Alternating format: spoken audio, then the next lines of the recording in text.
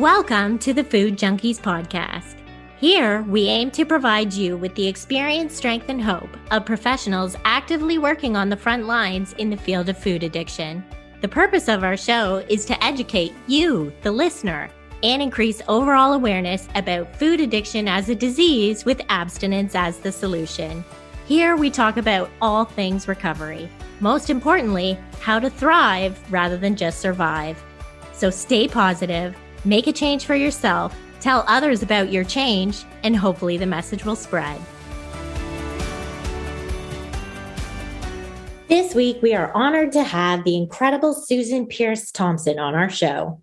Shortly after we recorded this interview, she posted a video log and bravely came out stating that in her current journey, she's struggling with her quantities. On our show, we refer to this as volume addiction.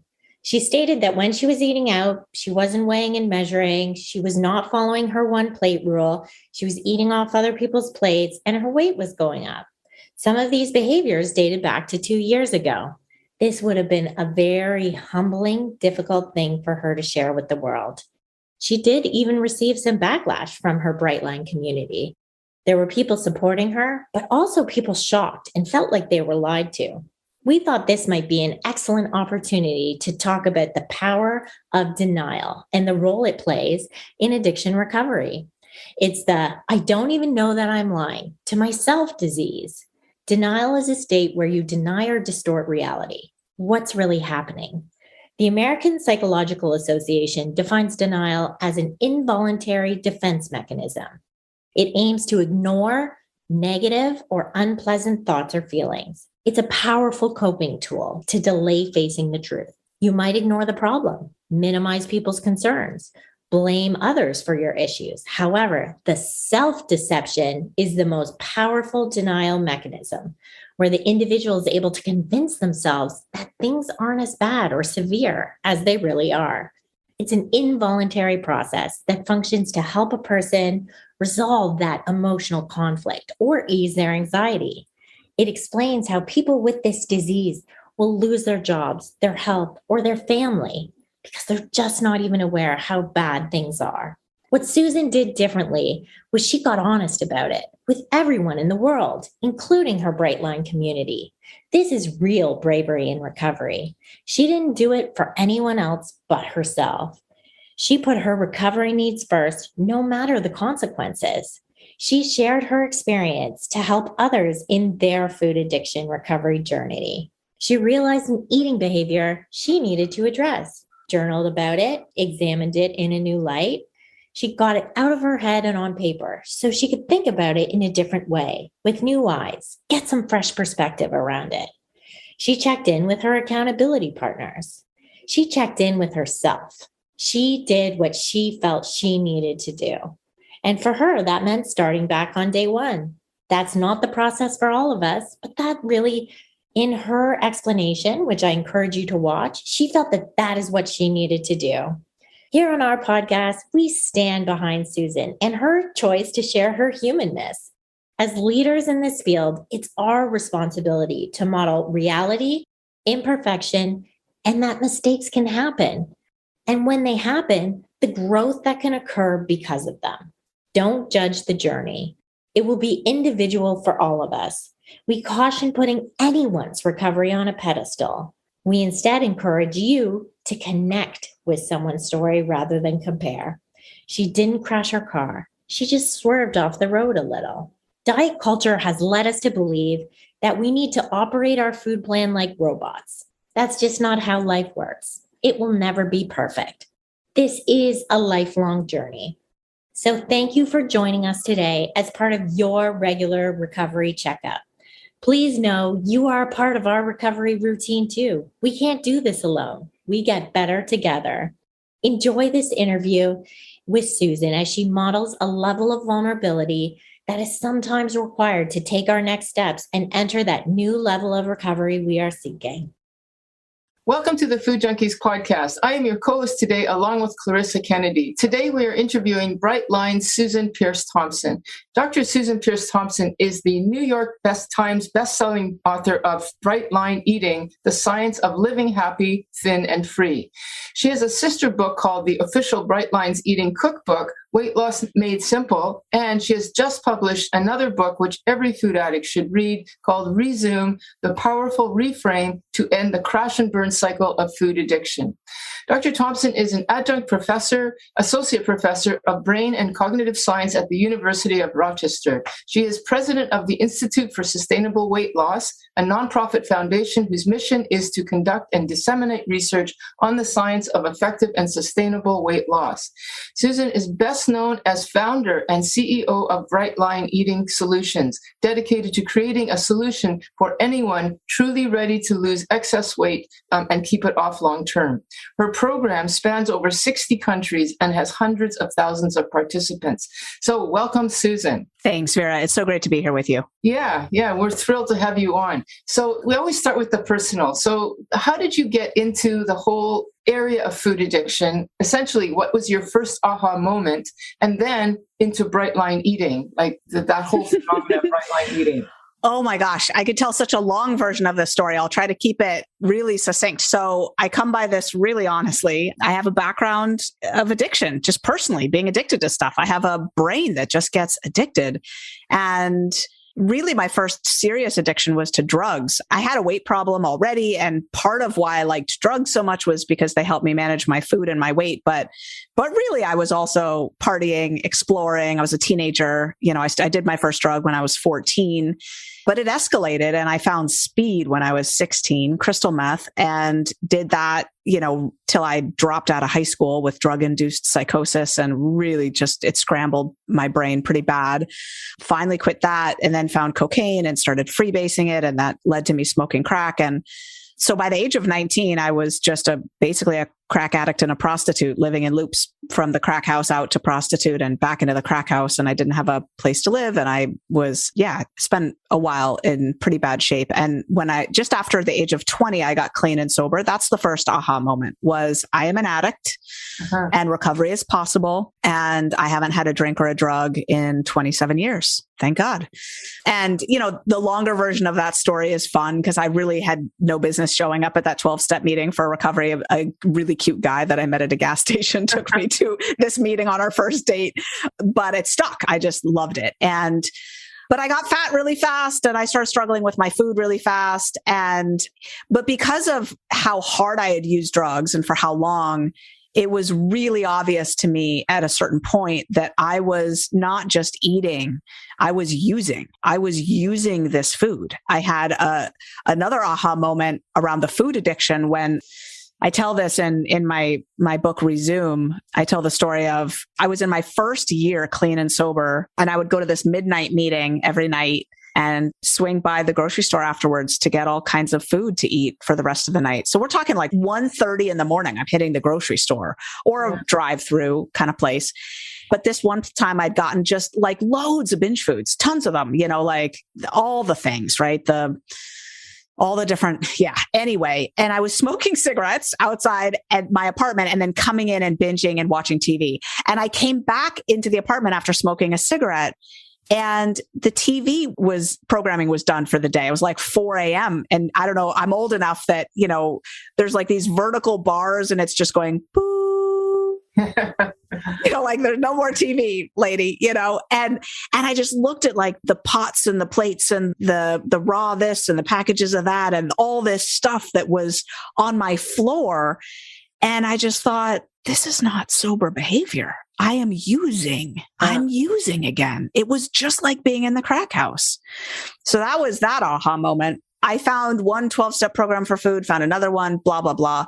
Finally stopped eating sugar and flour altogether and started weighing and measuring my food, and lost all my excess weight when I was 28, which is 19 years ago. So I've been in a what I call a right-sized body. Now I call it a bright body, because I think I really like to remove all judgment and stigma from the body thing. But frankly, I was carrying a lot of weight that my body didn't need or want and that I didn't want. And so, a bright body can move and it feels right sized for you. And so I've been in this body. It's for me, it's a US size 4 and I'm small. I'm 5'3.5", it's all I need. Right. So I've been there for 19 years now. Anyway, so I lost my excess weight. The aha moment for Bright Line Eating came, 11 years later. So I'd been in my right size body, my bright body for 11 years. And fast forward on the life side, after I got cleaned up, I went to community college and did well and transferred to UC Berkeley and got 4.0s and spoke at the graduation and transferred to get my Ph.D. in brain and cognitive sciences. You read all that. I got all the fancy letters and all that. But I was studying the brain to find out how a brain like mine could go so far off the rails. And that landed me ultimately as a college psychology professor. So I taught psychology in various forms at colleges and universities around the world for, I forget if it's 16 or 18 years, something like that, a long time. And I was teaching the psychology of eating at the college level. And I would teach a unit on the neuroscience of food addiction. So I was teaching this stuff professionally. I was sponsoring people and I'd become sort of a go-to person in my 12-step food recovery program for people who had questions and stuff, because I was really into the exceptions and the details and the brain aspect of it and all that stuff. So people would call me up to consult about stuff all the time.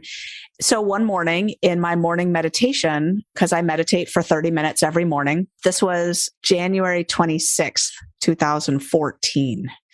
I was meditating. January is cold in Rochester and it was 5 a.m. It was a cold winter morning. And I heard this booming, write a book called Bright Line Eating. Really? It boomed at me. It was really write a book called Bright Line Eating. And I could see the book in my mind's eye. I could see myself on the couch with Oprah. I could see myself on the Today Show.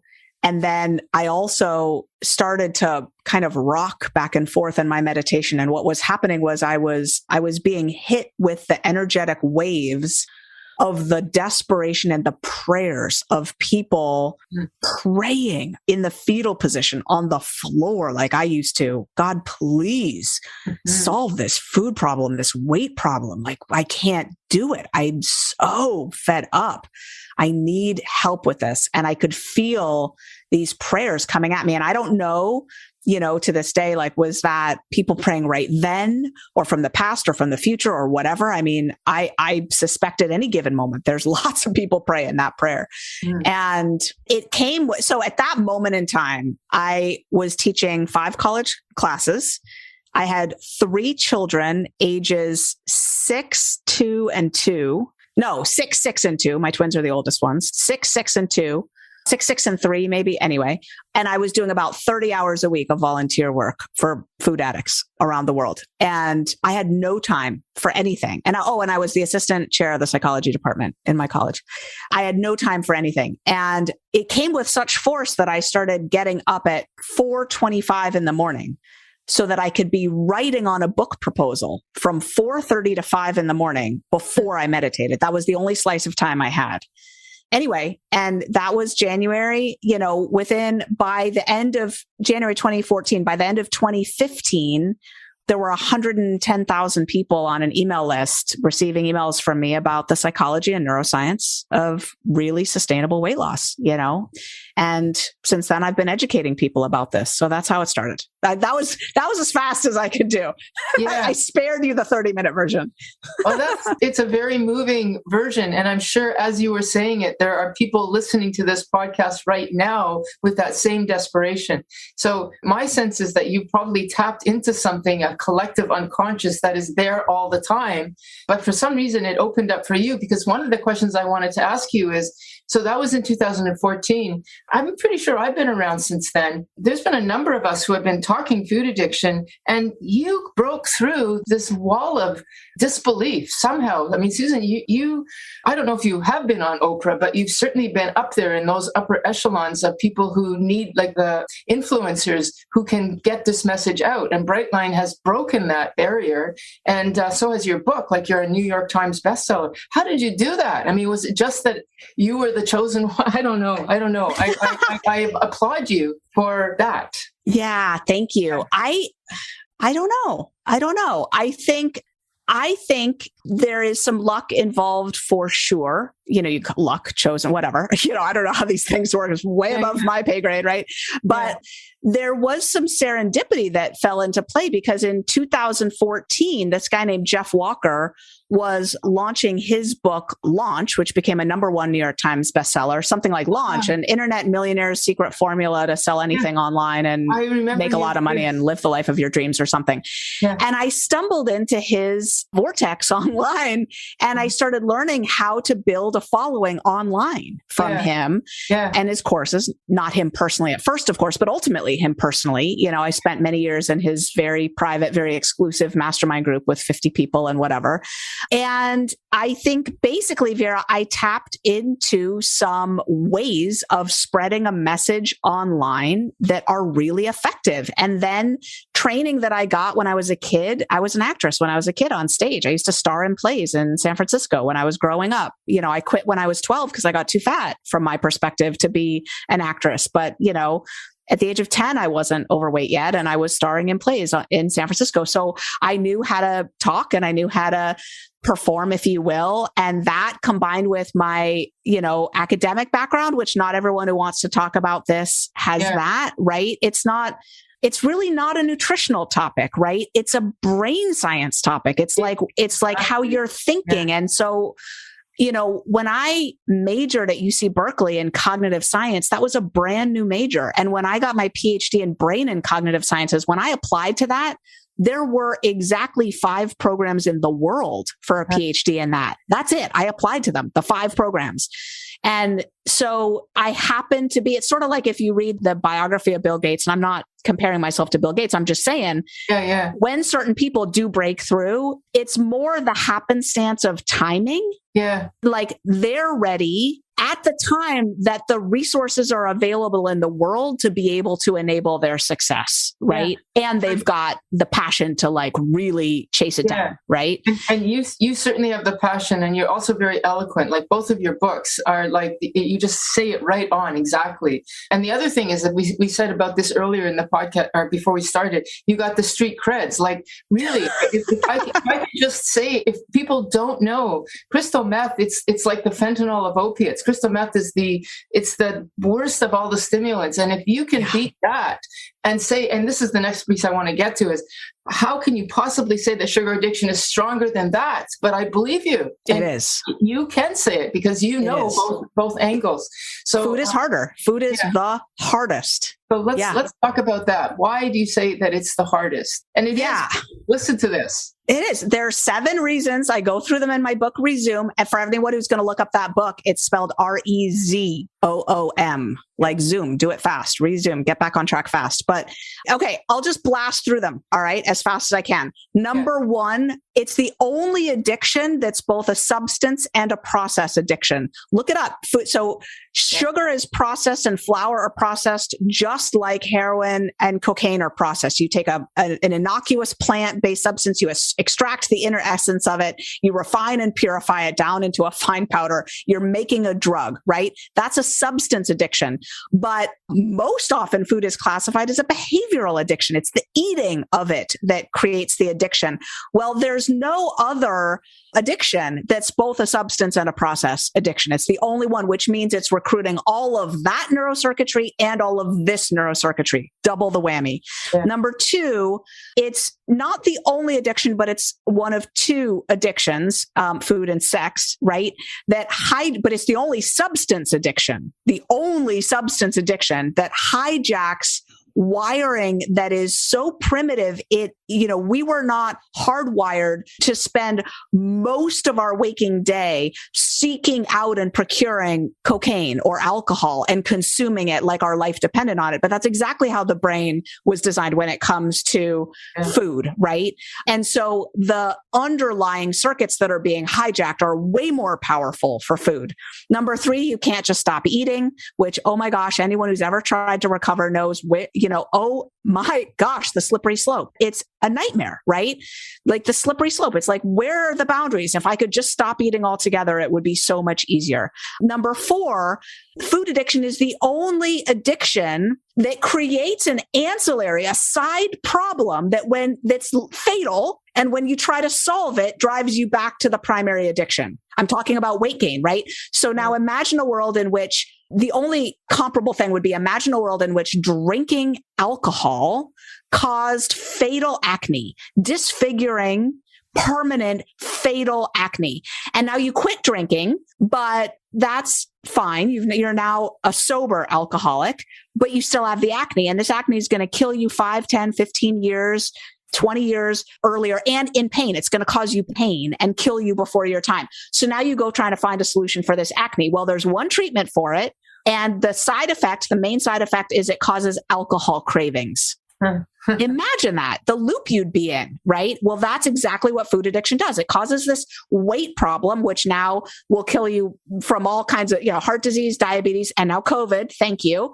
And now you try to handle this weight problem, but the brain was wired to resist weight loss like your life depends on it, because it does. Any extended weight loss makes your brain think that there's a famine happening, of course, and drives you to eat by shifting all your hormones around to force you to basically recreate cravings, binging, all the things, right?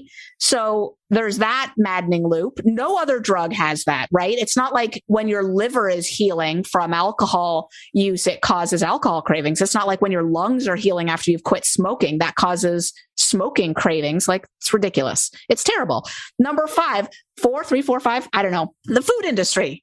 The food industry, it has billboards everywhere. They're now putting food addicts in fMRI machines and showing them the latest commercials to see which ones light up their addictive reward centers the most. They're now putting food addicts in fMRI machines and feeding them the latest snack food concoctions. This flavor or that flavor? Which one hits the bliss point better, right?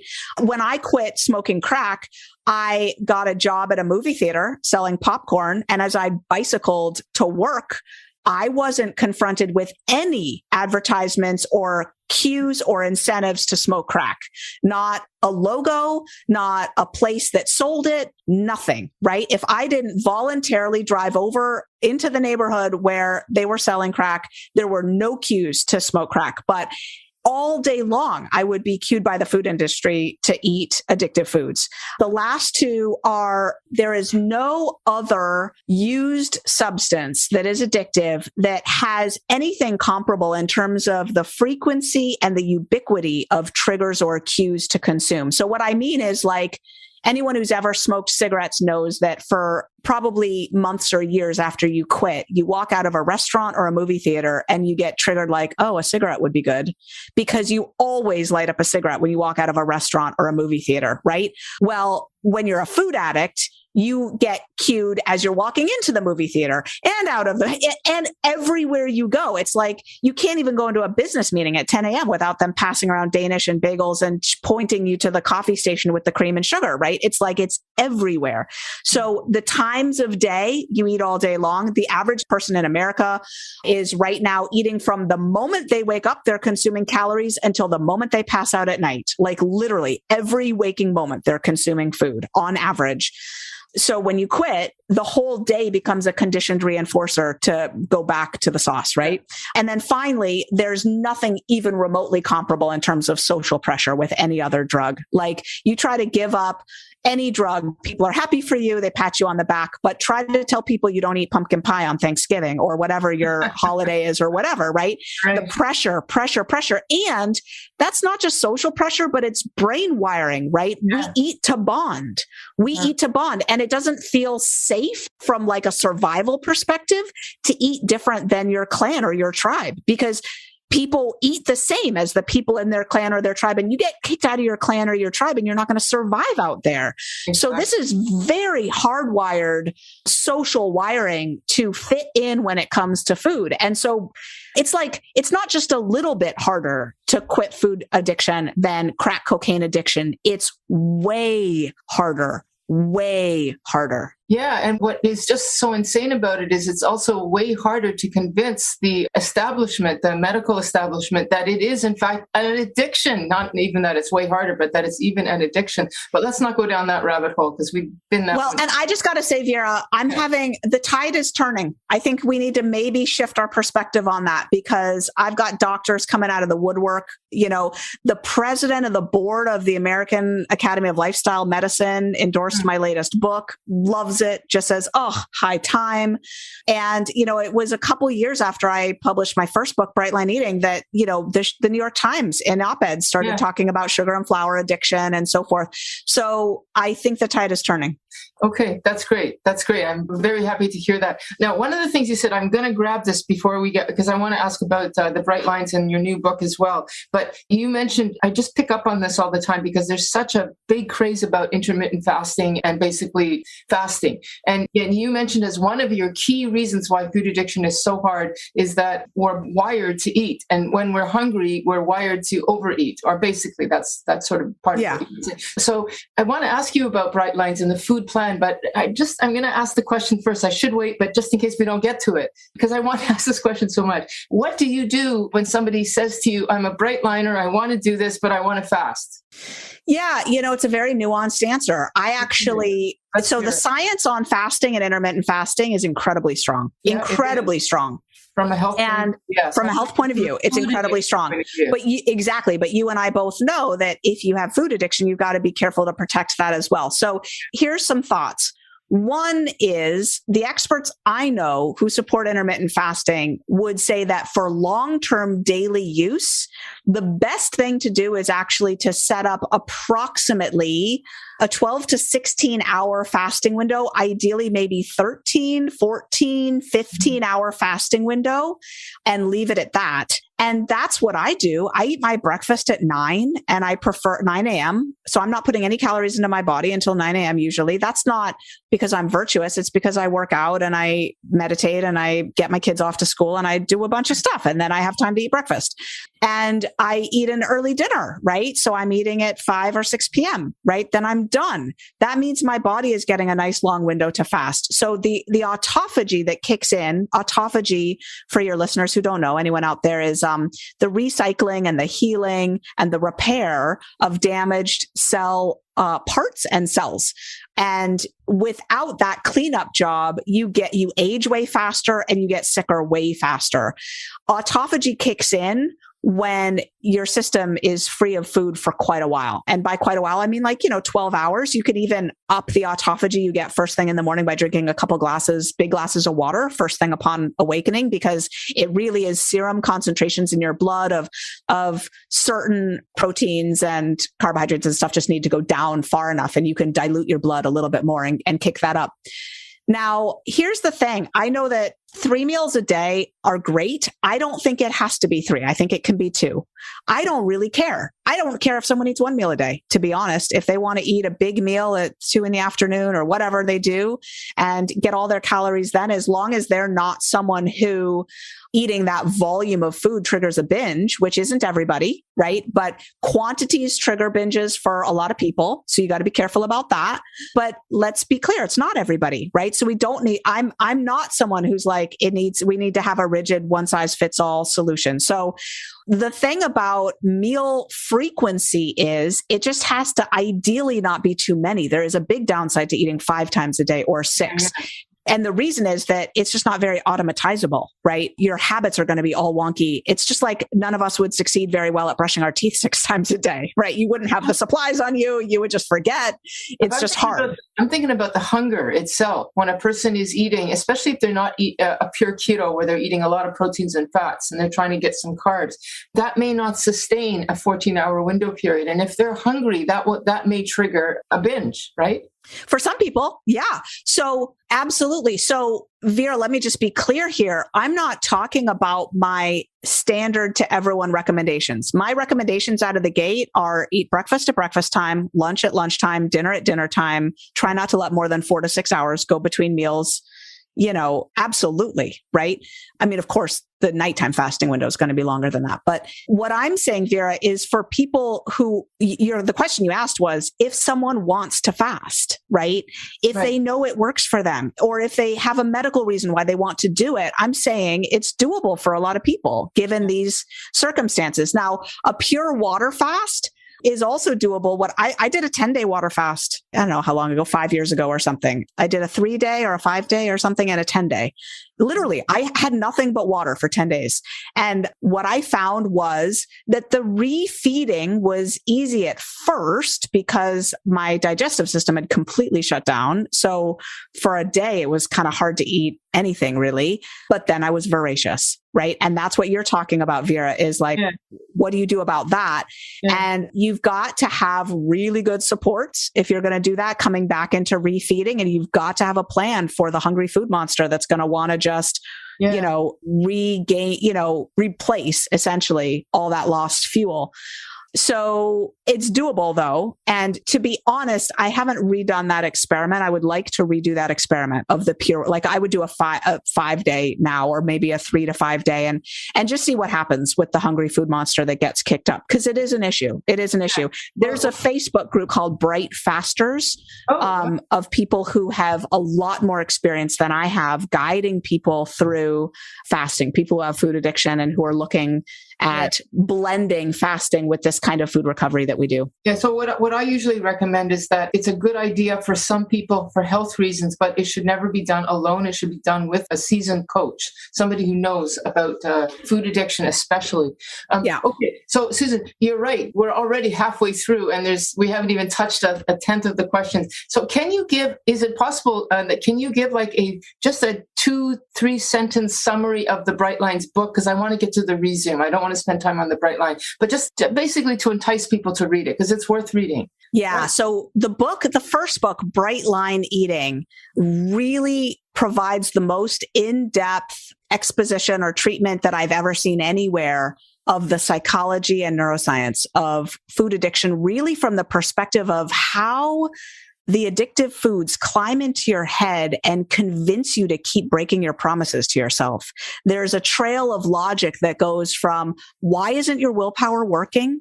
What's up with this hunger that never goes away? Why can you finish a big dinner and then still feel like you need to eat more food? What's up with these cravings that have you driving all over the place to satisfy them at crazy hours of the night or whatever? And why exactly, when you have sworn to yourself that you mean it this time, can you be just a few hours or days or weeks later, eating those foods again? And I haven't seen it presented anywhere else, really. So for someone who's been trapped in that maddening, baffling, hellish experience, it's really a must-read book. Okay. And then you've got the food plan, which is, I guess, your 4 bright lines, which is no sugar or sweetener, no flour, eating at specific meal times, and I think it's portion sizes, right? Those are your 4 bright lines. Yeah, sugar, flour, meals, and quantities, just to shift some of that wording a little bit. It's not eating at meal times. It's just eating meals and not grazing or snacking all day.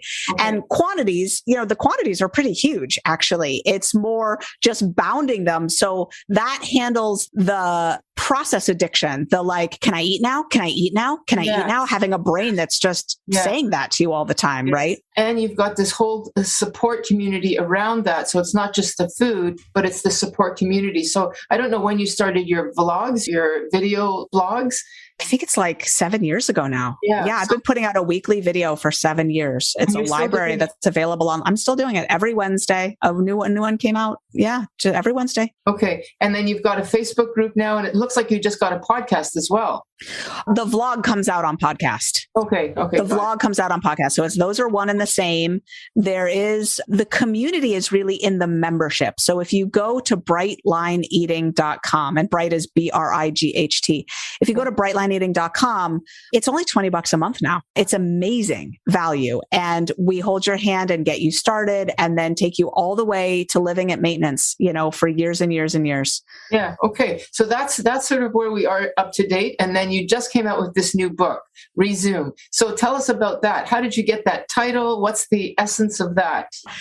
So, I've run the gamut in my food recovery from years upon years upon years upon years of not breaking my bright lines or my abstinence once, and then, breaking them regularly and really struggling. And what I noticed was that really the ebb and flow was very similar between those two states. The state of being abstinent or bright, on track, it's not linear. If you extend it out long enough, my behavior with the food and also with my habits that support my food recovery, they ebb and flow. Sometimes I'm sharp and I'm on them all. And other times one or more of them are slipping for whatever reason, because I always say life gets lifey, And so this notion that it's going to be a perfect straight line, I think there's such perfectionism that comes with the general temperament or personality style of the recovering food addict. And what the book ReZoom does is there's a lot of nuance in it, honestly, Vera, and a lot of seasoned, long-term recovery perspective of how do you make this livable while also protecting your sanity and giving yourself the recovery treatment that you need, because you do have a condition that's very serious and you've got to treat it. But the unflinching perfectionism doesn't serve anybody. So there's a reframe that says, I want you to think of yourself on a sine wave, going up and down with your food, your practices, your support, all of it. I want you to notice when you're on the down slope and get really good at pulling yourself back into the ReZoom mode. And the name ReZoom came from, I always used to say when people would break their bright lines, I would say simply ReZoom.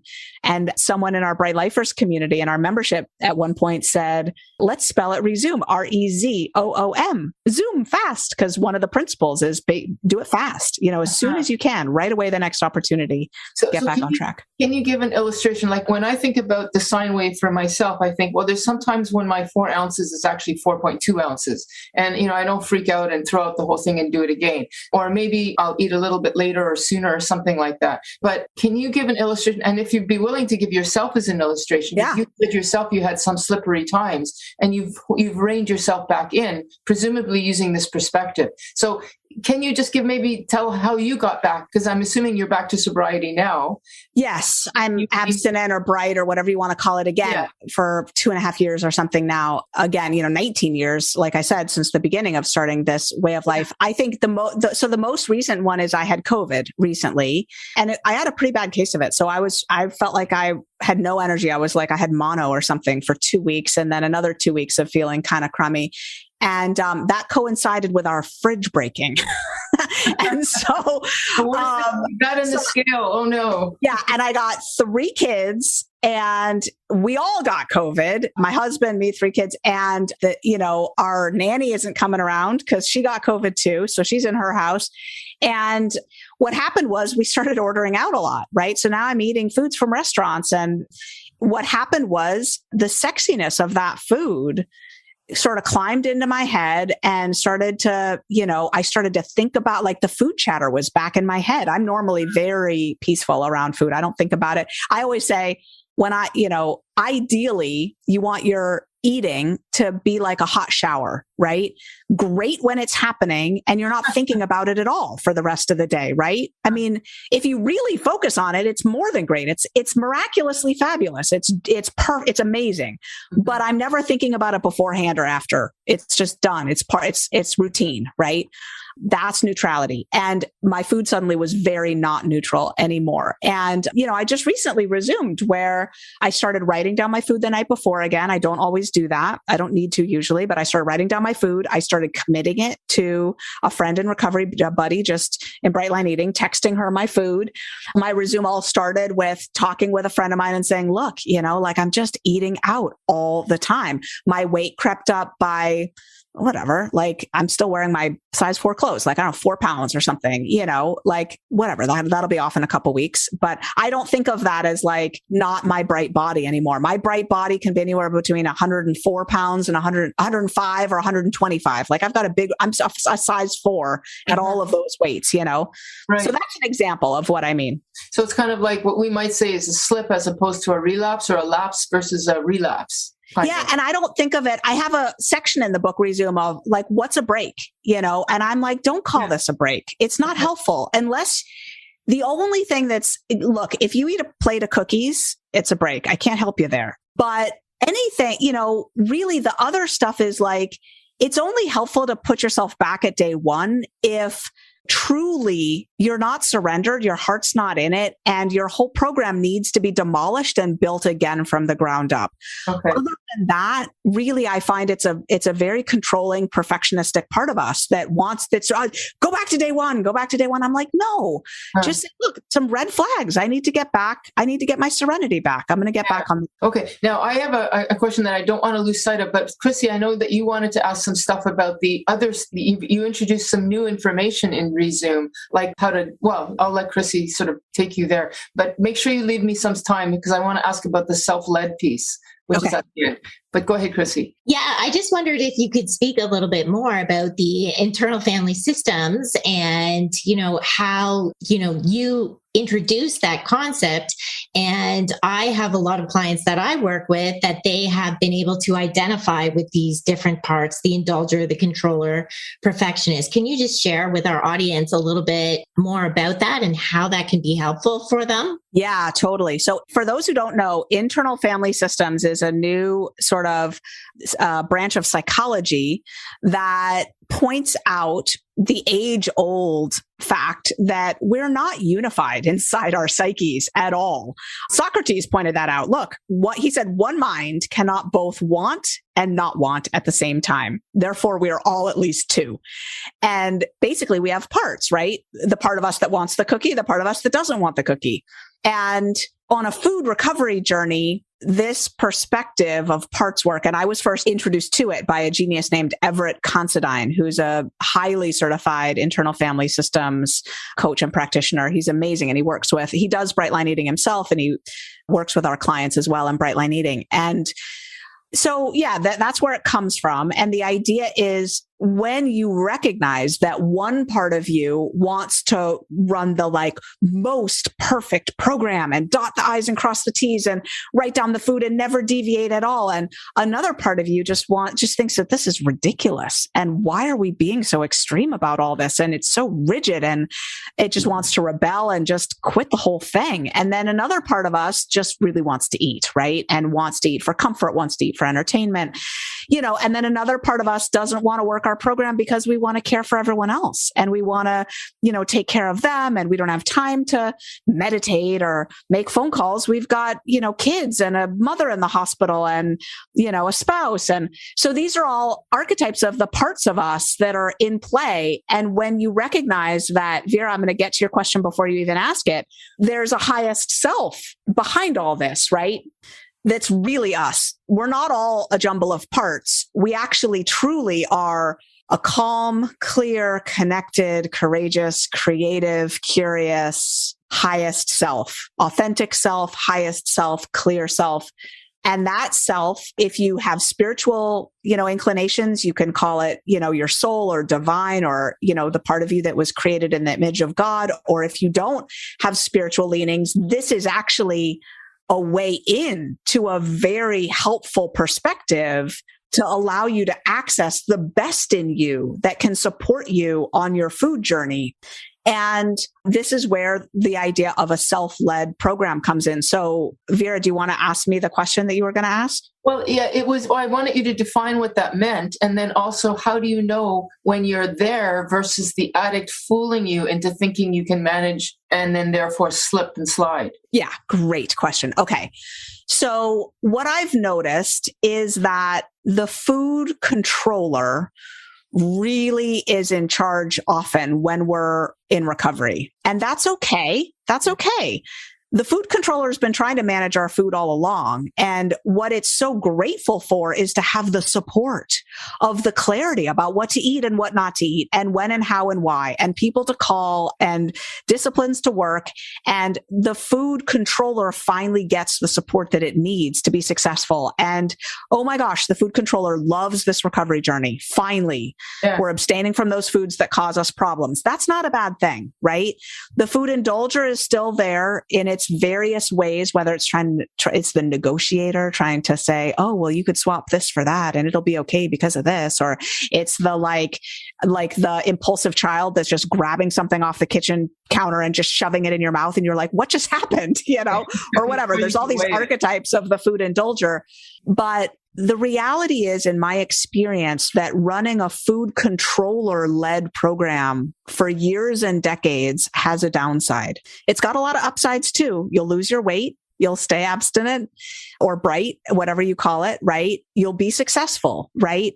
But there's a rigidity and a fear base to it because the food controller is always afraid that the food indulger is going to slip back in that maddening, baffling way that it does. Even your question, Vera, had remnants of that fear in it, right? Yeah. How do you know that you're not being tricked? It's such a valid question when you're an addict and you're like, but my brain tricks me all the time, right? I have a brain that doesn't always have my best interests at heart, right?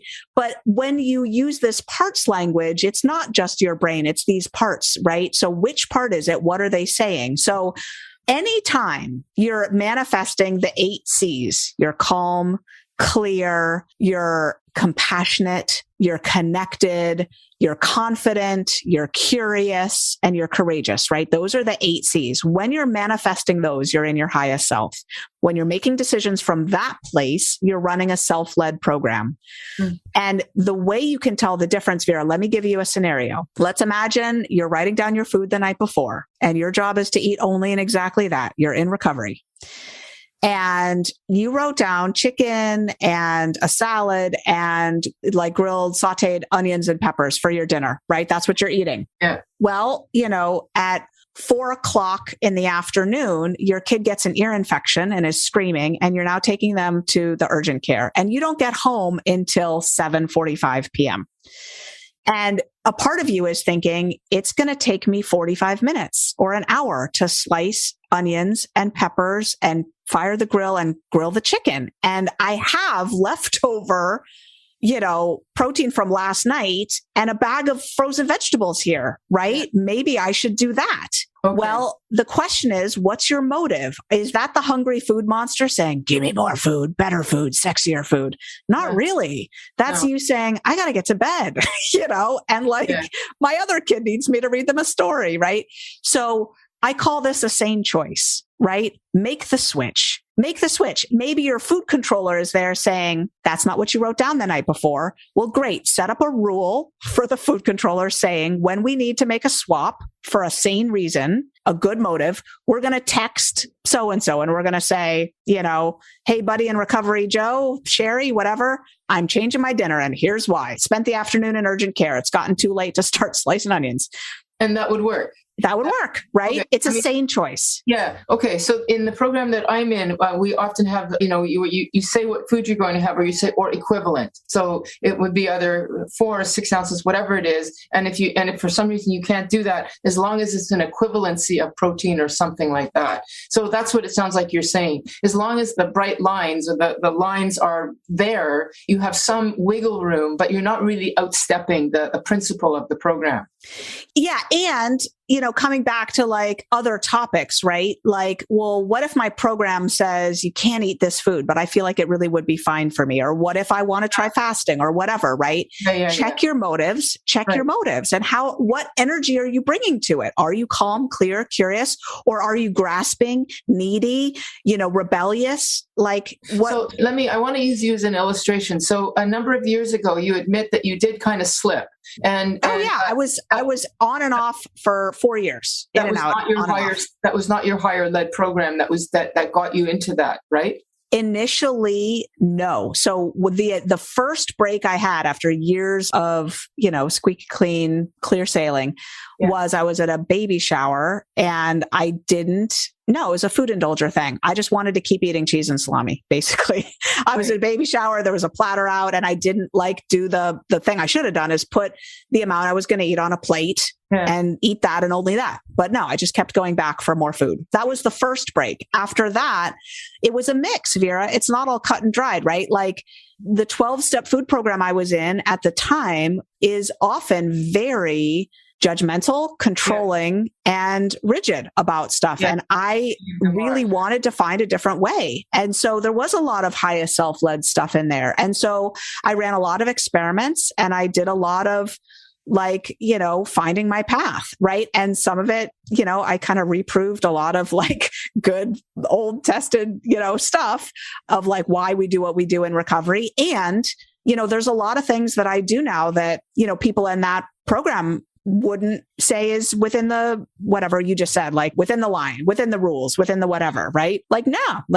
So sometimes it's not easy to tell, I guess, is maybe my point now is you're not always going to be super clear about what's coming from a food indulger place or what's highest self-led. But if you seek it and you keep being sensitive to the whisper of your truest motives, and the book ReZoom gives you some meditations and some ideas for how to discern nuance there. But let's be clear, this is a journey, and people who have food issues, like the people who are listening to this podcast, let's be clear that our food issues are our biggest teacher in life, and it doesn't stop. It's going to keep going on and on and on. And if you think of that as a blessing, not as just a problem to be solved once and for all, but a continual refinement of your ability to be true to yourself and to grow and to stay willing and to see different perspectives, it's actually fine. I think it's great. And I have to be honest with you. I think that my hesitation is exactly what you said earlier. It's my food controller that's freaking out. So anyway, that's fine. I will own that. No problem.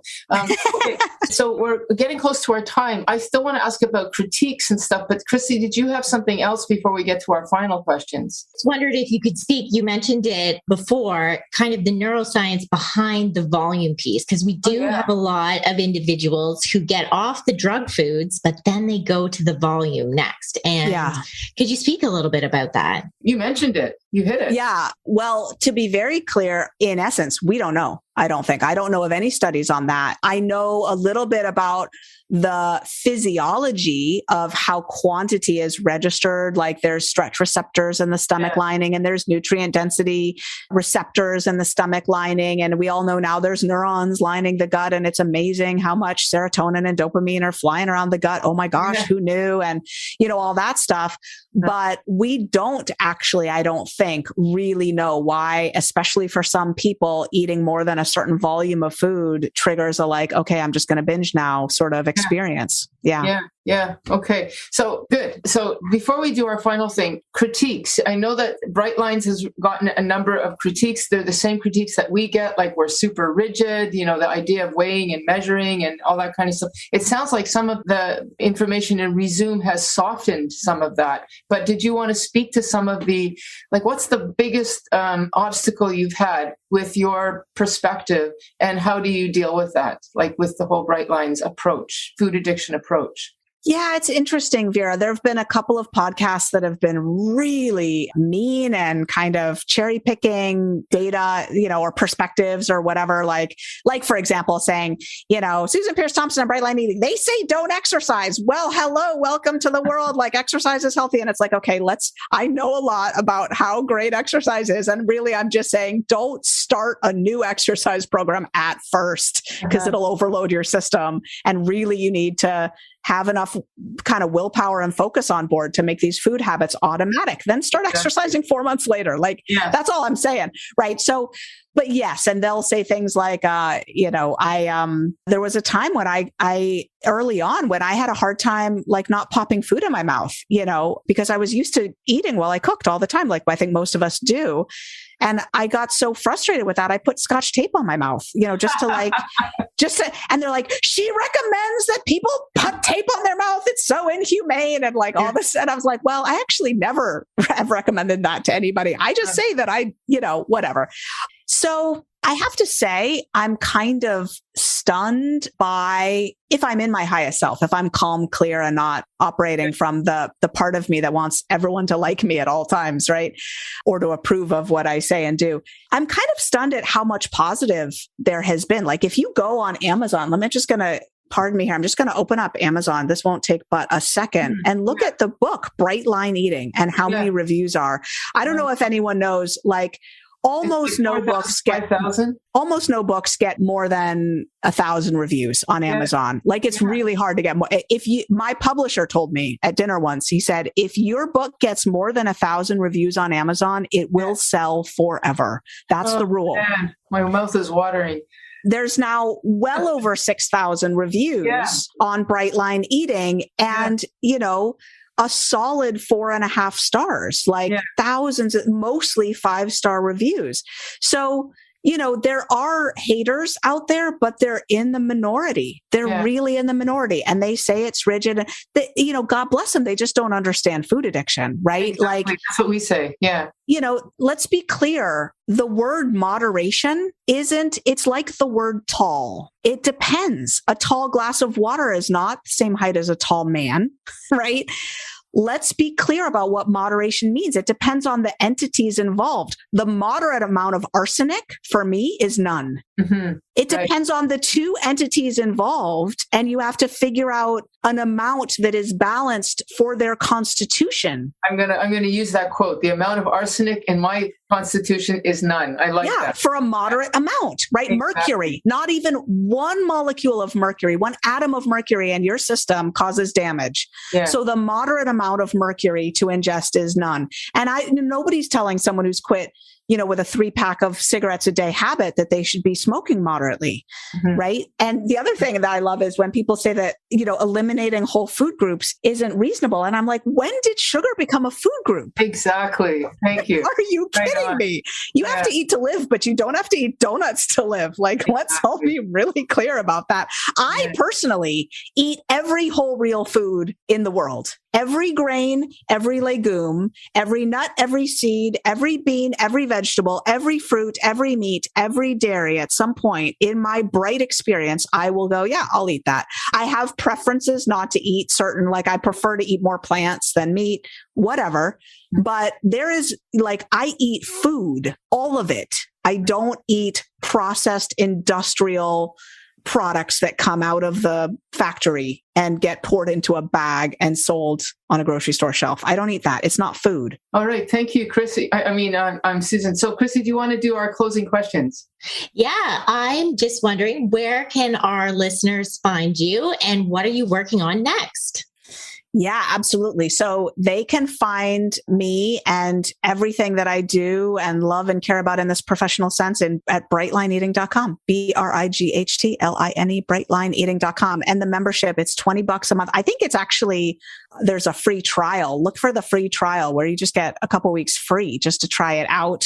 That's where people can find me. Are you working on anything else right now or just really promoting the ReZoom? So what I'm doing right now is I'm creating a course on maintenance, and it's on the psychology of maintenance. And then it's going to be followed. So there's going to be 3 courses: maintenance 1, maintenance 2, maintenance 3. The first course is on the psychology of maintenance. The second course is on the nuts and bolts of landing the plane, like stopping the weight loss and transitioning to your right-sized body.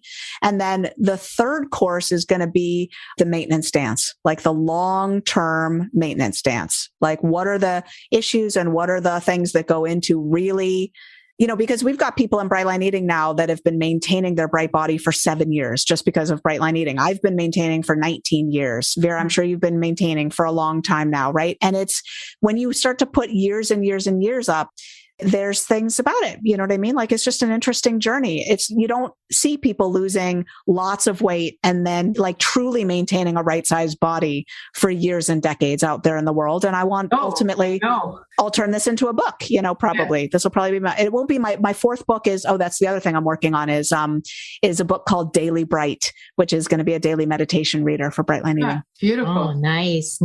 All right. So we do have a signature question, and that is, if you could tell a younger version of yourself something about food addiction, what would it be? I'm so sorry. Nothing. Nothing. I'm weird this way. This is such a common podcast question. Like, if you could go back to your younger self and whisper something, what?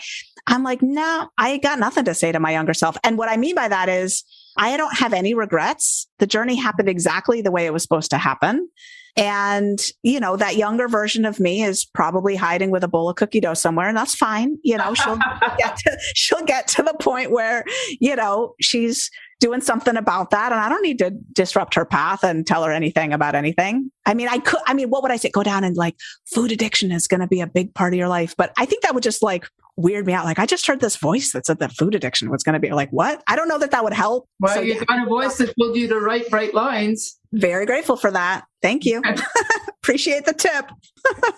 Thank you so much, Susan, for showing up on this podcast. What a fabulous, anybody who's listening, it's a must read, Bright Lines, and then ReZoom. Thanks so much, Vera. And Clarissa, it's been a pleasure. Thanks. Thanks for joining us this week on Food Junkies, Recovery from Food Addiction. Make sure to join our Facebook group, Sugar Free for Life support group, I'm Sweet Enough. You can subscribe to our show in iTunes or Stitchers. That way you'll never miss an episode. While you're at it, if you found value in this show, we'd appreciate a rating on iTunes. Or if you'd simply tell a friend about the show, that would help us out too. Don't forget to pick up your copy of Dr. Tarman's book, Food Junkies, which is available on Amazon. If you have any additional questions, both Molly and Clarissa are food addiction professionals and work one-on-one with clients. You can find their websites and email addresses in the show notes. Be sure to tune in every Friday when our new episodes drop. As Vera loves to say, the power is ours.